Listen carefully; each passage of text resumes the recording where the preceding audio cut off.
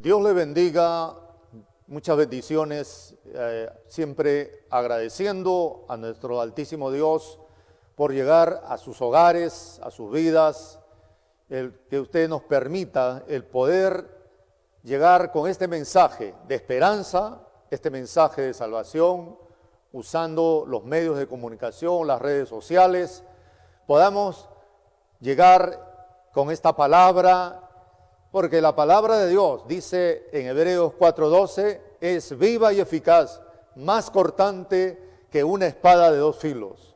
Y esa es la palabra de Dios, es la palabra que penetra hasta discernir los pensamientos más profundos, que parte el alma, el espíritu. No es la palabra del hombre, es la palabra que puede cambiar y transformar su vida. Por eso, esta es la oportunidad de poder compartir esta hermosa palabra, pero también queremos saludar al reverendo Josué Ascarruz, a su amada esposa. Muchas bendiciones a cada pastor, a todas las vidas que nos sintonizan, sin poder decirles que en Cristo Jesús hay bendición, hay esperanza. Bueno, vamos a poder continuar con el estudio del libro de los Hechos de los Apóstoles, pero también le decimos los Hechos del Espíritu Santo. Este estudio nos está llevando a conocer la historia de la iglesia. Vamos a ir ya al capítulo 4, versículo número 32 del libro de los Hechos de los Apóstoles. Leemos entonces en esta hora con la bendición del Padre, del Hijo y del Espíritu Santo.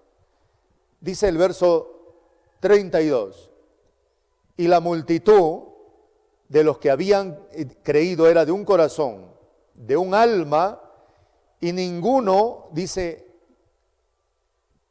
ninguno decía ser suyo propio nada de lo que poseía, sino que tenían todas las cosas en común.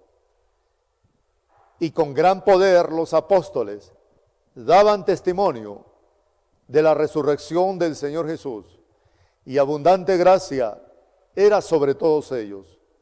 Así que no había entre ellos ningún necesitado, dice el verso 34, porque todos los que poseían heredades o casas las vendían y traían el precio de lo vendido y lo ponían a los pies de los apóstoles, y se repartía a cada uno según su necesidad.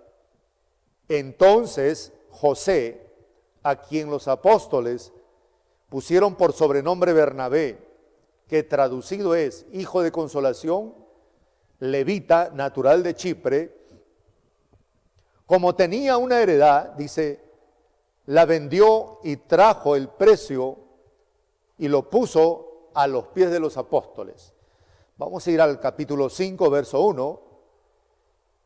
Luego dice la palabra, pero cierto hombre llamado Ananías, con Zafira su mujer, vendió una heredad y lo trajo y sustrajo del precio, sabiéndolo también su mujer, y trayendo solo una parte, lo puso a los pies de los apóstoles.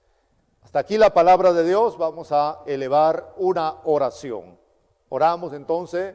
Padre Dios amado, gracias te damos, Señor, por esta bendición, esta oportunidad más que nos concedes, el poder seguir conociendo esta historia que está registrada en el libro de los Hechos. Háblanos en este día, Señor, conforme la necesidad de cada uno. Puedas tú ministrar y que esta palabra sea para edificación, exhortación y consolación. Te lo pedimos, te lo rogamos, Señor, en el nombre de Jesús de Nazaret. Amén y amén. Gloria a Dios. Vamos a continuar entonces en este estudio del libro de los Hechos de los Apóstoles. Queremos recordar lo que Jesucristo había declarado ya en el capítulo 1 del libro de los Hechos. Y Jesús decía, y recibiréis poder. Dice, y recibiréis poder y me seréis testigos en Jerusalén, en Judea, en Samaria y hasta lo último de la tierra. El Señor declaraba esto, amén, cuando ya el Señor había resucitado y momentos antes de poder ascender, de poder irse ya con un cuerpo glorificado.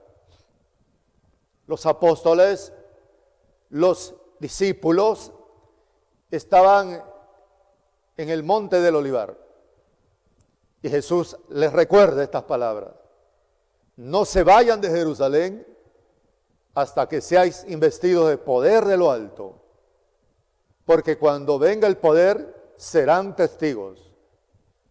En otras palabras, serán mártires, pero empezarán testificando en Jerusalén, en Judea, Samaria y hasta lo último de la tierra. En Hechos 1:8, el Señor nos da la clave en la historia del libro de los Hechos, la historia de la iglesia. Entonces la palabra nos dice que en esta historia que está registrada aquí en el libro de los Hechos, dice que empezarán siendo testigos primero en Jerusalén, luego en Judea, en Samaria y hasta lo último de la tierra. La historia del libro de los Hechos primero registra los acontecimientos en Jerusalén. O sea, la historia va a desarrollarse primero en Jerusalén. Eso lo estamos viendo en los primeros capítulos en el libro de los Hechos. Luego pasaremos a Judea, luego Samaria y hasta lo último de la tierra. Pero en cuanto a los acontecimientos en Jerusalén, allí hemos visto acontecimientos importantes. Por ejemplo, Pentecostés. Pentecostés es una de las fiestas más importantes que celebraba el pueblo judío. Estaba la fiesta de la Pascua, estaba la fiesta de los panes sin levadura y habían fiestas importantes, pero Pentecostés era una fiesta que reunía al pueblo judío en Jerusalén. Este es uno de los acontecimientos que registra el libro de los Hechos. Precisamente en esta fiesta es que se dio cumplimiento al derramamiento del Espíritu Santo. Fue en esta fiesta del Shavuot, se le conoce a la fiesta del Shavuot, la fiesta de las cosechas, donde la presencia y el Espíritu Santo descenderá sobre 120 entre hombres y mujeres, y vendrá esa manifestación, dice, como un viento recio, amén, un estruendo, como llama de fuego asentándose sobre sus cabezas y hablando en nuevas lenguas. Este acontecimiento de Pentecostés es lo que vimos. Luego vimos otro acontecimiento, es el primer sermón de Pedro. La multitud estaba dividida. Unos dicen que estaban glorificando a Dios, unos estaban maravillados porque hablaban en sus propias lenguas, pero otros decían están ebrios. Allí es que Pedro en su primer sermón predica esta palabra y Pedro dice no están ebrios, pues es la hora novena o es la hora tercera, es las 9 de la mañana. Y Pedro da un sermón donde el mensaje es Cristo.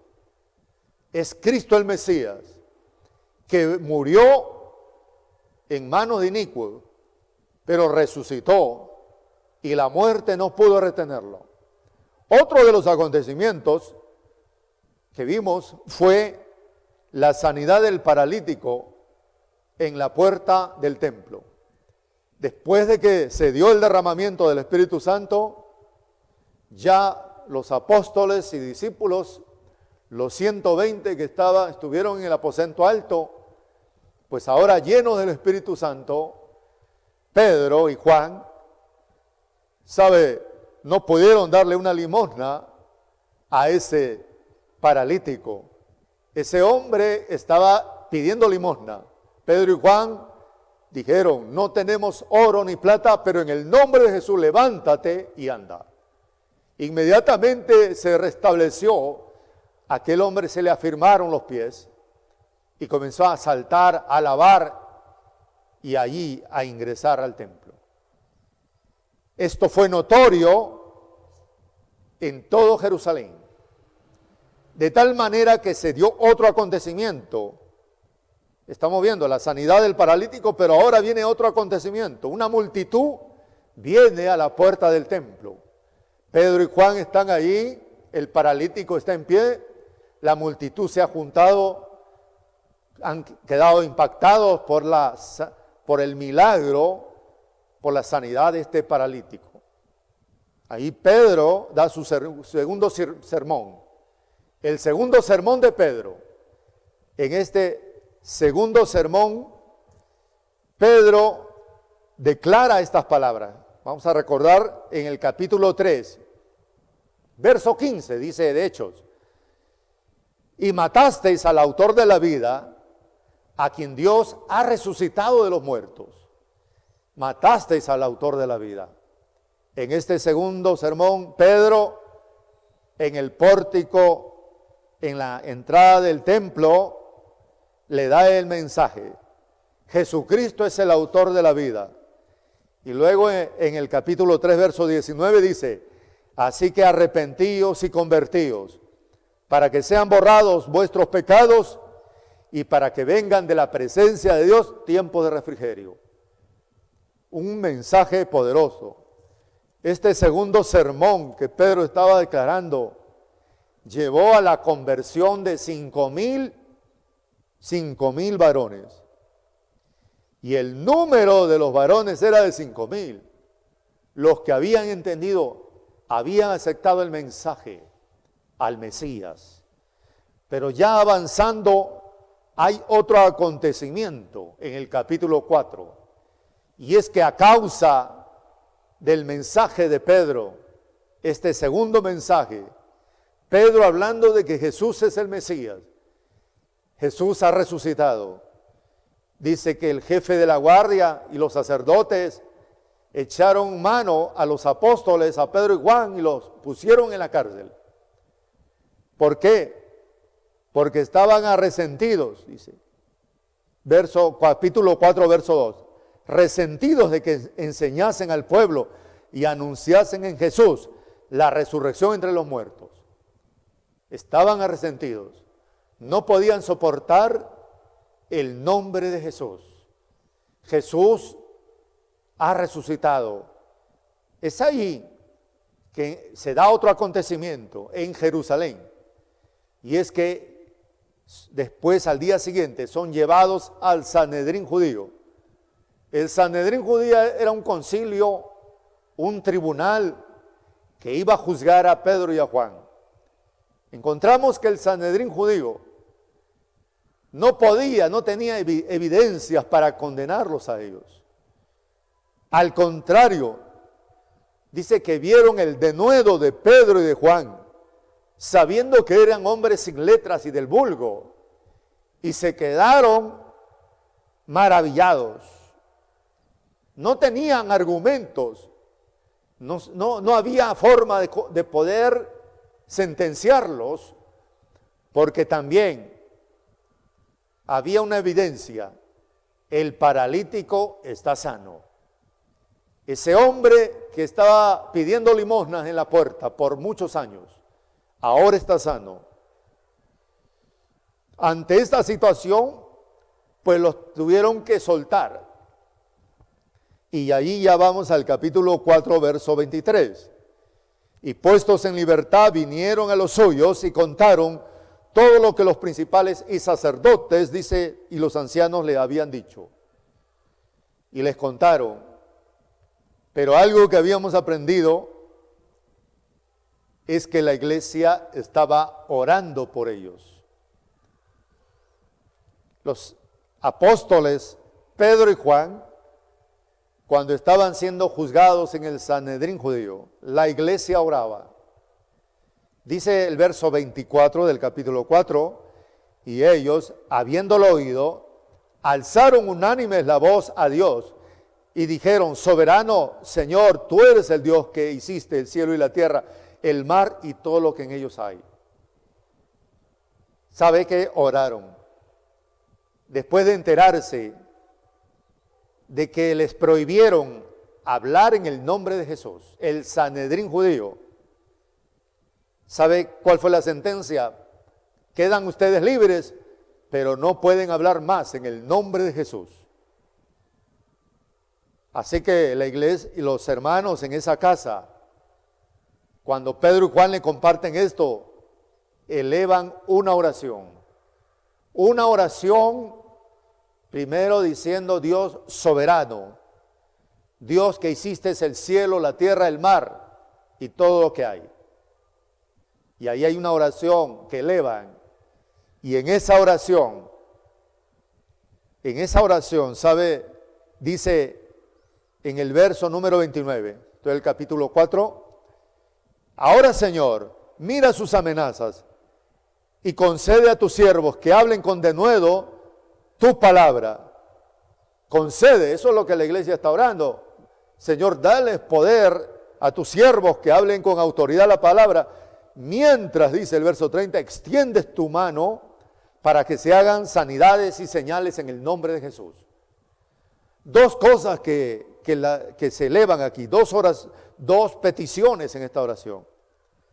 Amén. Concede autoridad a tus siervos cuando hablen la palabra, y luego que se hagan sanidades y milagros, prodigios en el nombre de Jesús.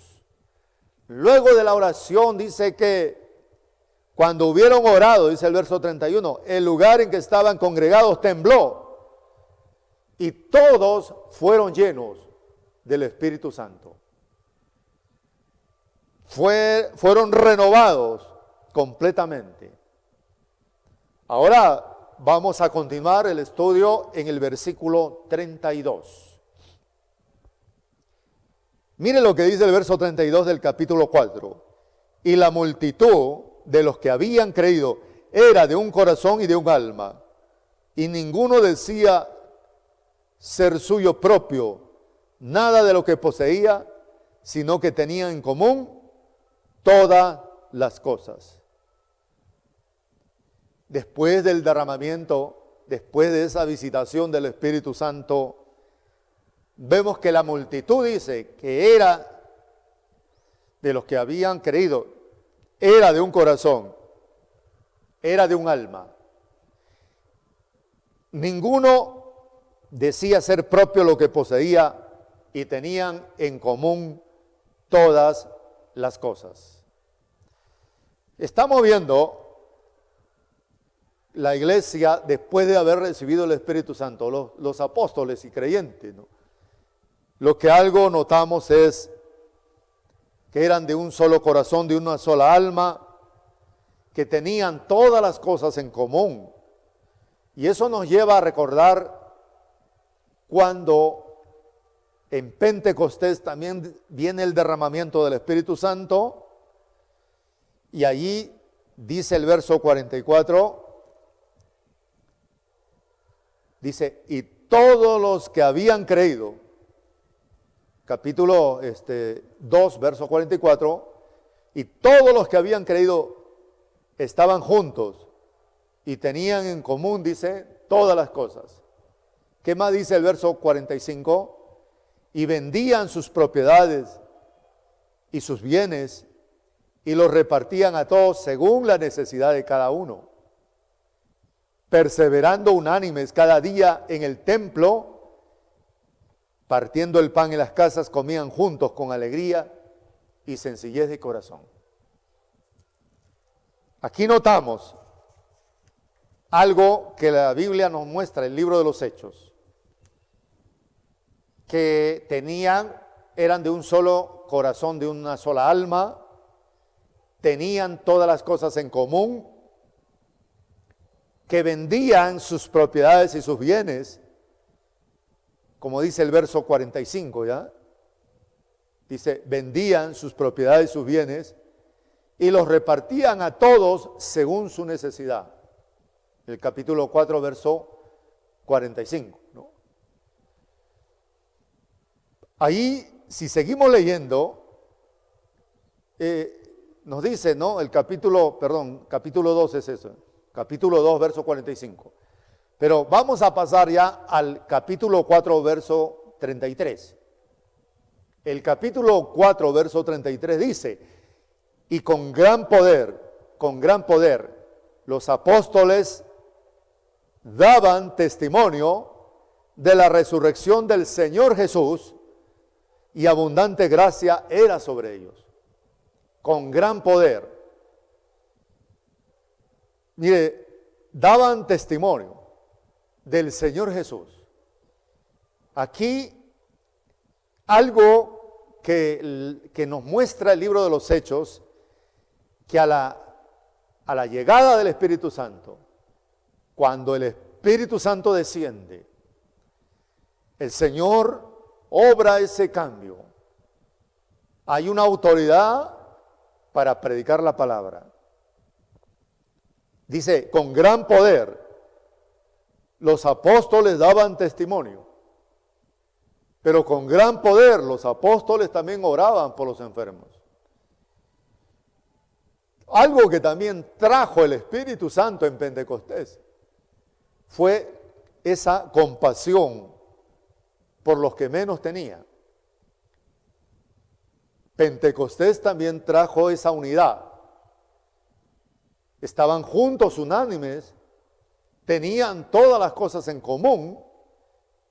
Esto de que vendían sus propiedades y los repartían según su necesidad. Pentecostés trajo compasión por los más necesitados, los que menos tenían, los que no tenían recursos económicos. Y si seguimos avanzando, en el capítulo 4, verso 34, la palabra de Dios nos dice, así que no había entre ellos ningún necesitado, porque todos los que poseían heredades o casas, las vendían y traían el precio de lo vendido. Bueno, el Espíritu Santo trae como fruto el amor, la compasión, la paciencia, la bondad, amén, el dominio propio. Pero entre la esperanza, la fe y el amor es mayor. Y algo que vemos aquí, el fruto del amor.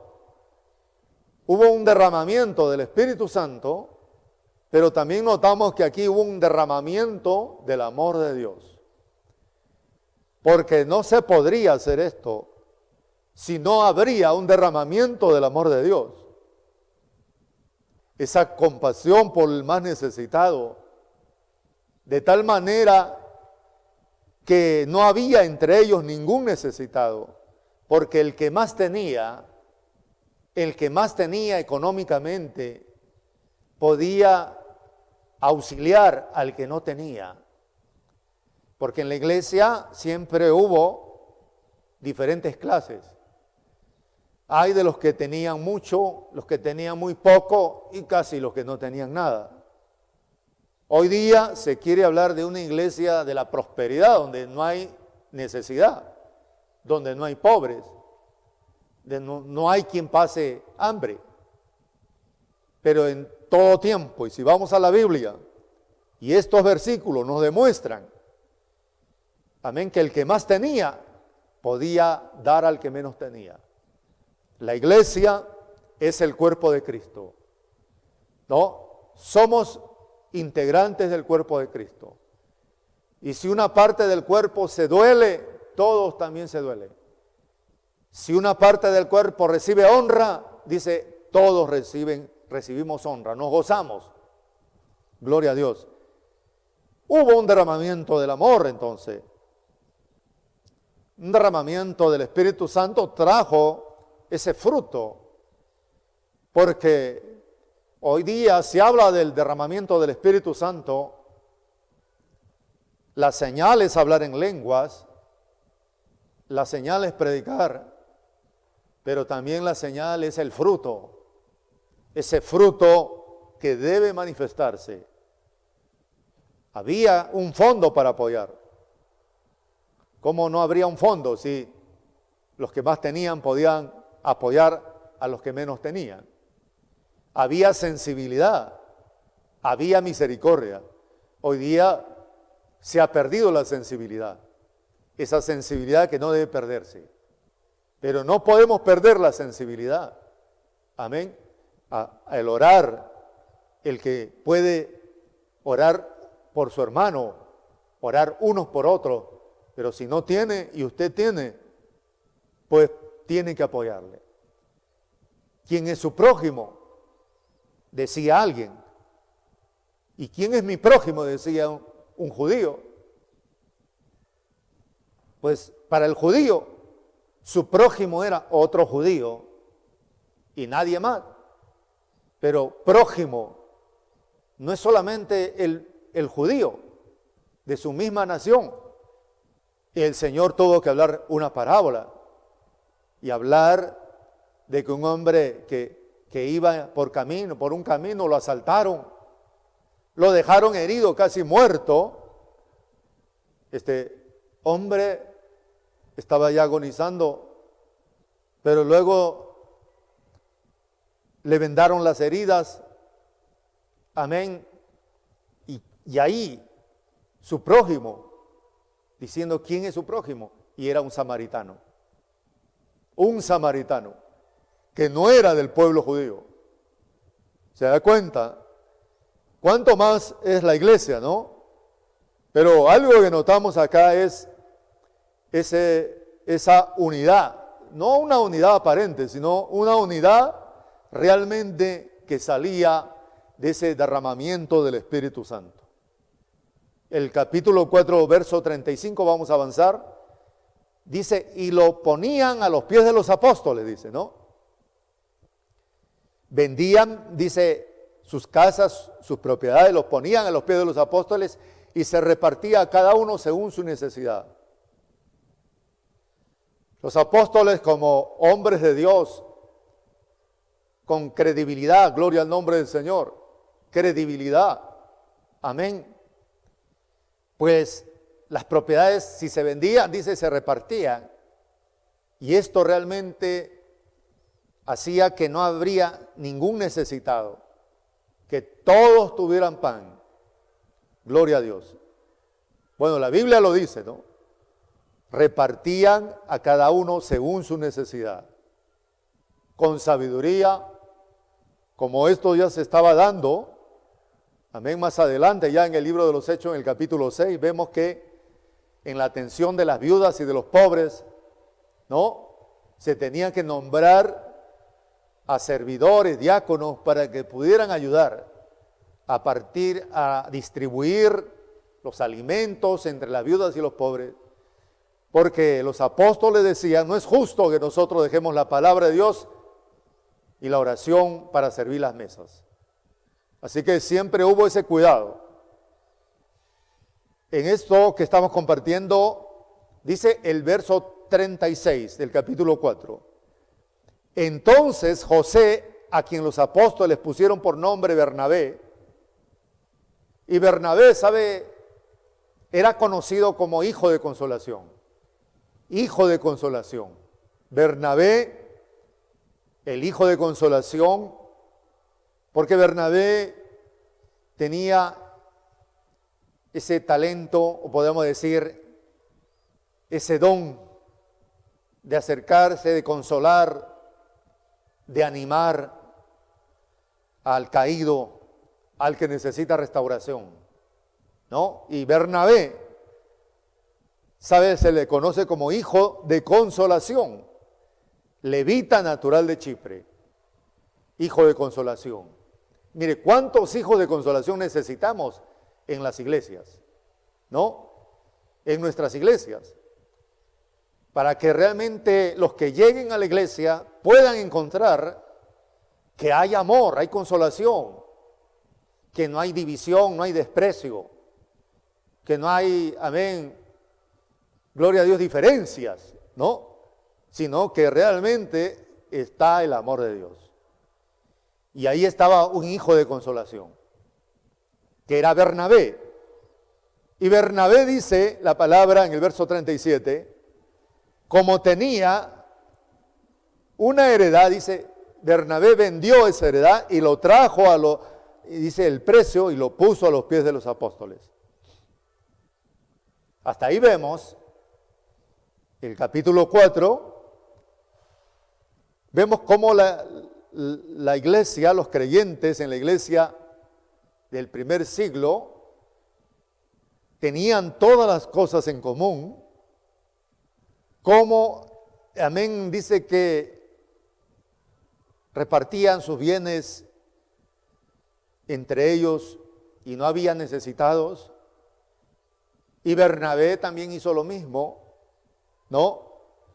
Pero si pasamos al capítulo 5 de los Hechos, vamos a ver un contraste de los que daban para la obra, daban para poder suplir la necesidad de los más pobres.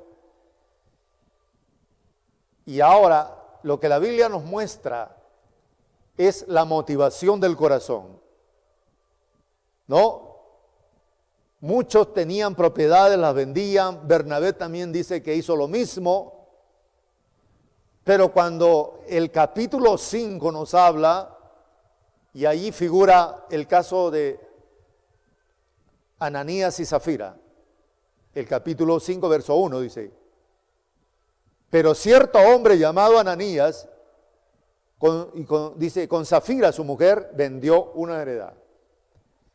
Bueno, hasta ahí vemos que los creyentes en esta iglesia, en la iglesia en Jerusalén, venden sus propiedades. Han vendido lo que tienen. Amén. Hay un mismo sentir. Todos comen juntos con alegría, sencillez de corazón. Pero Ananías y Zafira también eran parte de la iglesia y vendieron también sus propiedades. La vendieron. Vendieron su heredad. Pero Dios puede mirar la motivación del corazón. Nosotros podemos dar. El hecho de dar es algo que se puede aprobar, porque mejor es dar que recibir. Y uno puede dar. Pero ¿quién aprueba realmente la acción de dar? Solo Dios. Solo Dios y el Espíritu Santo puede aprobar la acción de dar. ¿Con qué motivación damos? O sea, ¿qué es lo que nos mueve en el acto de dar?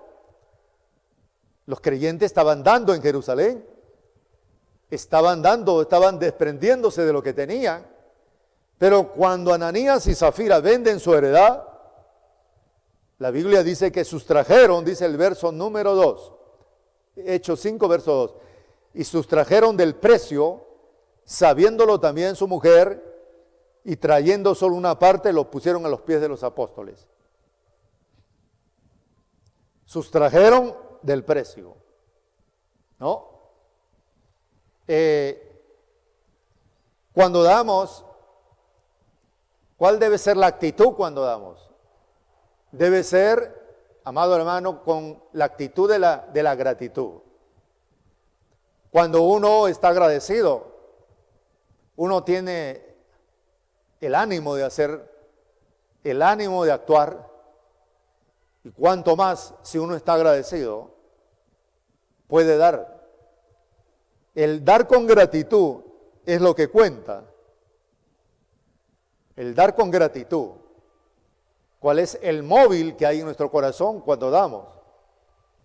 Porque aquí Ananías y Zafira habían dado, pero sustrajeron parte del precio de esa heredad. Sustrajeron, dice, ¿no? Tomaron una parte. ¿Cuál era la motivación? si nadie lo sabía, eso lo hizo Ananías y Zafira, los dos como un matrimonio. Nadie sabía esto, pero Dios sí lo conocía. Y es ahí donde la palabra nos dice en el verso 3 del capítulo 5 de Hechos. Y dice, y dijo Pedro, Ananías, ¿por qué llenó Satanás tu corazón para que mintieses al Espíritu Santo y sustrajeses el precio de la heredad?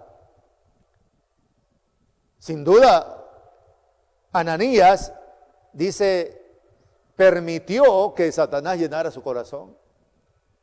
¿No? Permitió. Quiere decir que nosotros somos los que permitimos. No es que el diablo viene a tomar posesión de uno, no. No. El diablo no puede venir a tomar posesión. Si uno le permite un poco viene. Si uno le permite más será su ingreso. Ananías y Zafira. Pedro dice, ¿por qué llenó Satanás tu corazón? Para que mintieses al Espíritu Santo. Pedro tenía el don del Espíritu Santo. Este don era el don de conocimiento. Era la revelación sobrenatural de un conocimiento que en lo humano no se puede saber. Pero aquí Pedro lo sabía.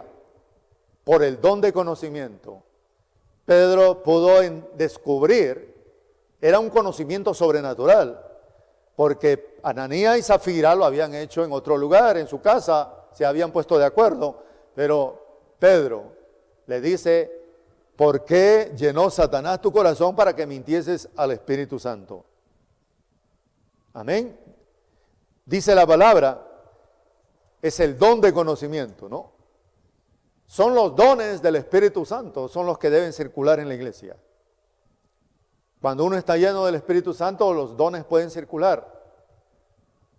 Entonces Pedro, el hombre de Dios, el instrumento de Dios, amén, va en la autoridad que Dios le ha dado, con la llenura del Espíritu Santo y con el don de conocimiento, puede revelar la intención que realmente había dentro del corazón de Ananías, pero que Satanás llenó su corazón porque él lo permitió.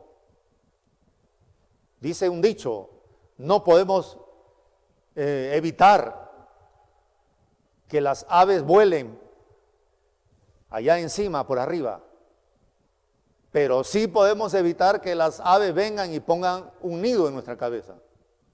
O sea, eso sí podemos evitar. Aquí, si seguimos leyendo en el verso 4, capítulo 5 de Hechos, dice, y reteniéndola, le dice Pedro a Ananías, no se te quedaba a ti, y vendida no estaba en tu poder. ¿Por qué hiciste esto en tu corazón? No has mentido a los hombres, sino a Dios. Bueno, este es un pasaje en la Escritura muy fuerte. En el libro de los Hechos, cuando entramos a estudiar, porque nos toca estudiar esta parte, vemos aquí que después que Pedro había descubierto todo, ¿sabe? Dice en el verso 5, al oír a Ananías estas palabras, la Biblia dice que cayó y expiró. Y vino un gran temor sobre todos los que oyeron. Cayó y expiró.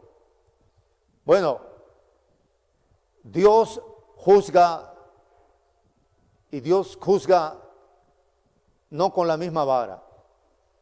Dios sabe hasta qué punto uno puede pecar y cuál es la gravedad del pecado. Amén. Eso lo determina Dios. Dios solo el que puede determinar la gravedad del pecado. El hecho, mire, ¿cuántos pueden sustraer de lo que le corresponde a Dios? Lo han podido hacer y no han caído muertos. Gloria a Dios. De repente no han caído muertos. Pero lo que aquí Dios mira es realmente la motivación. Dios siempre da oportunidad. Siempre Dios llama al arrepentimiento. Siempre Dios le va a mostrar a través de su palabra, dando una oportunidad. Aparentemente aquí como que no había oportunidad. Sí hubo oportunidad porque Pedro le está diciendo, ¿por qué pusiste esto en tu corazón? No has mentido a Dios. Perdón, no has mentido a los hombres, sino a Dios. Este era el momento para que Ananías se arrepienta. Era el momento para que Ananías reflexione y caiga de rodillas y pida perdón a Dios. Pero el no hacerlo, Dios es el que juzga y determina las cosas. Por eso dice que cayó, pero cayó muerto. Ananías no cayó arrodillado para arrepentirse, no cayó muerto. Y entonces el verso 5 dice, y vino gran temor sobre todos los que lo oyeron. Gran temor en la iglesia. Verso 6, y levantándose los jóvenes, lo envolvieron y lo sacaron y lo sepultaron. Qué muerte, ¿no? Esta, ¿no? Que se dio en la iglesia, ¿no? Lo envolvieron, lo sacaron y lo sepultaron. El verso número 7, vamos a avanzar. Y pasando un lapso como de 3 horas, sucedió que entró su mujer, Safira, no sabiendo lo que había acontecido, verso 8, entonces Pedro le dijo, dime, ¿vendisteis en tanto la heredad? Y ella dijo, sí, en tanto. Pedro está dando la oportunidad que Safira, la esposa de Ananías, se arrepienta y pueda enmendar su falla, su error, su pecado. Y sin embargo, dice la palabra, dice, ¿vendisteis en tanto la heredad? Y ella dijo, sí, en tanto. Versículo 9. Y Pedro le dijo, ¿por qué convinisteis en tentar al Espíritu del Señor? He aquí la puerta, a la puerta, dice, los pies de los que han sepultado a tu marido y te sacarán a ti. Qué mensaje, ¿no? Recuerde que Pedro había predicado el primer mensaje, su primer sermón en Pentecostés. Pedro había predicado su segundo sermón en la puerta del templo a causa del paralítico que fue sanado. Acá hay otro mensaje de Pedro, pero este es un mensaje de juicio. Este es un mensaje, amén, porque Dios es el que da oportunidad. Pero el mensaje era fuerte. ¿Por qué convenisteis en tentar al Espíritu del Señor? He aquí a la puerta los pies de los que han sepultado a tu marido y te sacarán a ti. ¿Y sabe qué sucedió? Dice el verso 10. Y al instante ella cayó a los pies de él y expiró. Y cuando entraron los jóvenes la hallaron muerta y la sacaron y la sepultaron junto a su marido. El problema no es morir. El problema es morir sin Dios, en pecado, en rebelión. Amén. El problema es morir así. Al final, todos, tarde o temprano, tenemos que transitar por la muerte. Todos, cualquiera de nosotros. Pero el poder morir en Cristo es una cosa. Amén. Y morir de esta manera es otra cosa. Pero Dios es un Dios de misericordia. La iglesia vio todo esto, dice. Y de tal manera, ya en el verso 11 dice que vino gran temor, dice, sobre toda la iglesia. Vino gran temor y sobre todos los que oyeron. Esto no había sucedido antes. Se estaba dando en la iglesia. Amén. Se da cuenta que hay quienes daban. Uno puede hacer cosas para Dios, pero ¿cuál es la motivación con que hacemos las cosas para Dios? Aquí lo que la Biblia nos muestra en el libro de los Hechos, que Dios miró la motivación del corazón de Ananías y Zafira. Allí nosotros podemos aprobar todas las acciones de todos, pero Dios es el que pesa los corazones. Y el Señor nos da esta palabra, porque aún estamos en la gracia, y en la gracia podemos alcanzar misericordia. Y a través de esta palabra, usted puede decir, perdóname, Señor, ayúdame, porque la motivación de mi corazón no ha sido correcta. La motivación de mis acciones no han estado bien. Qué bueno es reconocer, ¿no? Y no dar lugar al enemigo. Esta palabra nos ayude a reflexionar. Hasta ahí Dios nos ha concedido esta bendición de poder compartir el capítulo 5 hasta el verso número 11. Vamos a orar ya en este momento para dar gracias a Dios. Padre amado, gracias te damos por esta bendición que nos estás dando de poder recibir esta palabra. Hoy, Señor, tú nos enseñas que debemos servir, debemos hacer lo correcto, que la motivación de nuestro corazón sea la correcta. Tú, oh Dios, que pesa los corazones, tú sabes cómo estamos delante de ti. Tú eres el que puede, Señor, juzgar rectamente. Aquí estamos, a la luz de tu palabra, para rogarte, oh Dios, que nos ayudes a entender que cuando hay acciones en las cuales tú te agradas, entonces tú nos bendecirás. Pero si no te agradas, entonces nuestra ofrenda será como la de Caín, una ofrenda que no sube como olor fragante. Que nuestra ofrenda, nuestras acciones sean las más correctas. Perdónanos, Dios mío, y ayúdanos en esta hora. Te lo pedimos, Padre, en el nombre de Jesús. Gracias, Dios.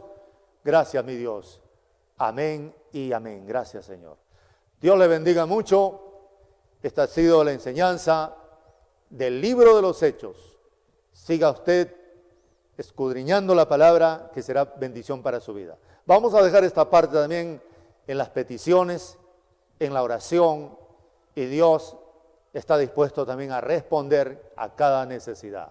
Amén. Dios me lo bendiga. Amén.